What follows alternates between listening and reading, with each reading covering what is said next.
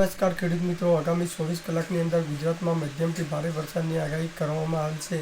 કારણ કે અરબી સમુદ્રમાં સર્જાયેલી એક સાયક્લોનિક સિસ્ટમના લીધે ગુજરાતમાં ભારે અસર પડી શકે છે. તો આપણે વેધર ટીવી ન્યૂઝ અપડેટ ચેનલની અંદર નવા હોય તો સબસ્ક્રાઈબ કરી નાખજો, જેથી કરીને દરરોજ અવારનવાર વરસાદના સમાચાર તમને જોવા મળી રહેશે. તો આજે આપણે ગુજરાતમાં કયા કયા વિસ્તારોની અંદર વરસાદ વરસે એ અંગે વિગતવાર માહિતી મેળવીશું. અને ખાસ કરીને જોવા જઈએ તો ઉત્તર ગુજરાતમાં ગાંધીનગર, મહેસાણા, પાટણ, ડીસા, કાંકરેજ, ધાનેરા, દિયોદર, દાંતીવાડાના વિસ્તારોમાં પણ મધ્યમથી ભારે ગાજવીજ સાથે વરસાદ વરસી શકે છે. ખાસ કરીને ગાંધીનગરના માણસા, કલોલ, દહેગામના વિસ્તારોમાં મધ્યમથી ભારે ગાજવીજ સાથે વરસાદ વરસી શકે છે અને પવન વેગથી વરસાદ વરસી શકે છે. પવનની ઝડપ 35 થી 40 કિમીની આસપાસ રહી શકે છે. આ ઉપરાંત મહેસાણાના વિજાપુર, જોટાણા, ગોજરિયા, ઊંઝા, સતલાસણા, વિરમગામ સહિત અનેક વિસ્તારોની અંદર પણ મધ્યમથી ભારે ગાજવીજ સાથે વરસાદ વરસી શકે છે. કારણ કે અરબી સમુદ્રમાં સર્જાયેલી સાયક્લોનિક સિસ્ટમના લીધે ગુજરાતમાં ખાસ કરીને રાજસ્થાન નજીક આવી પહોંચી હોવાથી આ વિસ્તારોમાં અસર કરી શકે છે. અને હવે આપણે પાટણ જિલ્લાની વાત કરીએ તો પાટણમાં પાટણ, સમી, હારીજ, સાતલપુર, રાધનપુરના વિસ્તારોમાં પણ મધ્યમથી ભારે ગાજવીજ સાથે વરસાદ વરસી શકે છે અને સમીના વિસ્તારોમાં પણ મધ્યમથી ભારે ગાજવીજ સાથે વરસાદ વરસી શકે છે. ખાસ કરીને જોવા જઈએ તો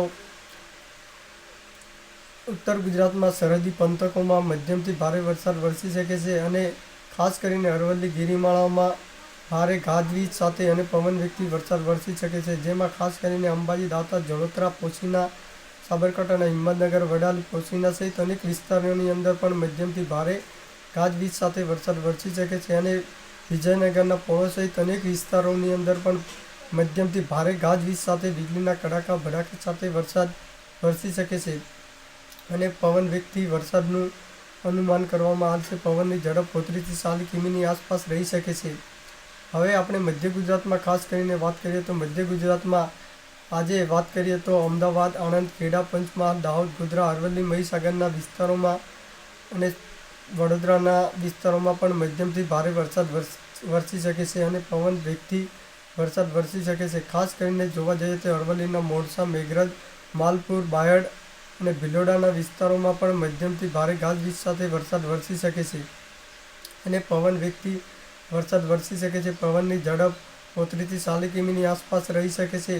કેટલાક વિસ્તારોની અંદર મહીસાગરના ખાસ કરીને વાત કરીએ તો મહીસાગરના પાલાસીનો, છત્રમપુર, કડાના વિસ્તારો હોય, આ વિસ્તારોની અંદર પણ મધ્યમથી ભારે ગાજવીજ સાથે વરસાદ વરસી શકે છે. કોઈક 1-2 સેન્ટરની અંદર 1.5 ઇંચ સુધી વરસાદ ખાબકી શકે છે.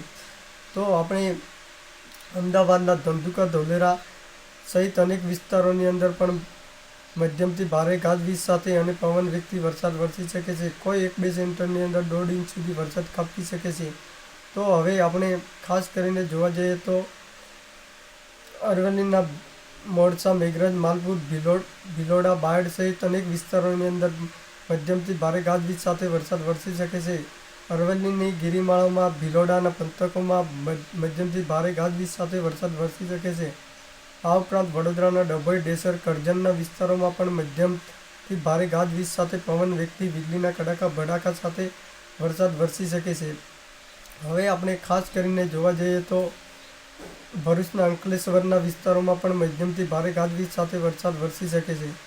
હવે આપણે ખાસ કરીને હવે દક્ષિણ ગુજરાતની વાત કરીએ તો દક્ષિણ ગુજરાતમાં આગામી 24 કલાકની અંદર ડાંગના, આવા, વઘઈ, સુબીરના વિસ્તારોમાં પણ મધ્યમથી ભારે ગાજવીજ સાથે વરસાદ વરસી શકે છે અને સુરતના ઓલપાડ, કામરેજ, માગરોળ, માંડવી, ઉધના સહિત અનેક વિસ્તારોની અંદર મધ્યમથી ભારે ગાજવીજ સાથે વરસાદ વરસી શકે છે.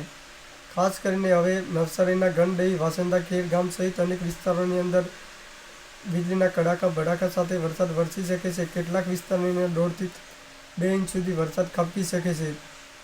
આ ઉપરાંત નર્મદાના ડેડિયાપાડા, સાગબારા, તિલકવાડાના વિસ્તારોમાં મધ્યમથી ભારે ગાજવીજ સાથે વરસાદ વરસી શકે છે અને તાપીના ઉચ્છલ, નિઝર, કુકરમંડાના વિસ્તારોમાં પણ મધ્યમથી ભારે ગાજવીજ સાથે વરસાદ વરસી શકે છે. અમુક ગામડાઓમાં છેવાડાના સુધી વરસાદ વરસી શકે છે અને પવન વેગથી વરસાદ વરસી શકે છે.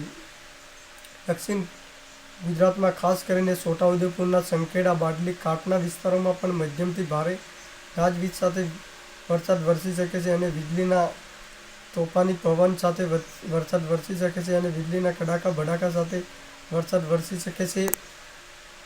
હવે આપણે ખાસ કરીને દક્ષિણ ગુજરાતમાં વલસાડના ધરમપુર, કપરાડા, વાપીના વિસ્તારોમાં પણ મધ્યમથી ભારે ગાજવીજ સાથે વરસાદ વરસી શકે છે. કોઈ 1-2 સેન્ટરની અંદર 1.5 થી 3 ઇંચ સુધી વરસાદ ખાબકી શકે છે. હવે આપણે કચ્છના વિસ્તારોની વાત કરીએ. કચ્છમાં ભુજ, રાપર, અંજાર, નખત્રાણાના વિસ્તારોમાં પણ મધ્યમથી ભારે વરસાદ વરસી શકે છે. કોઈક 1-2 સેન્ટરની અંદર 1.5 ઇંચ સુધી વરસાદ ખાબકી શકે છે. ખાસ કરીને નલિયાના, ભુજના વિસ્તારોમાં પણ મધ્યમથી ભારે અને અંજારના વિસ્તારોમાં પણ મધ્યમથી ભારે ગાજવીજ સાથે વીજળીના કડાકા ભડાકા સાથે વરસાદ વરસી શકે છે. હવે આપણે સૌરાષ્ટ્ર વિસ્તારોની વાત કરીએ તો સૌરાષ્ટ્રમાં બોટાદ, ભાવનગર, ગીર સોમનાથ, દેવભૂમિ, દ્વારકા, રાજકોટ, સુરેન્દ્રનગર, મોરબી આ વિસ્તારોની અંદર પણ મધ્યમથી ભારે વરસાદ વરસી શકે છે. સૌરાષ્ટ્રમાં ખાસ કરીને દક્ષિણ સૌરાષ્ટ્રમાં મધ્યમથી ભારે વરસાદની આગાહી કરવામાં આવે છે.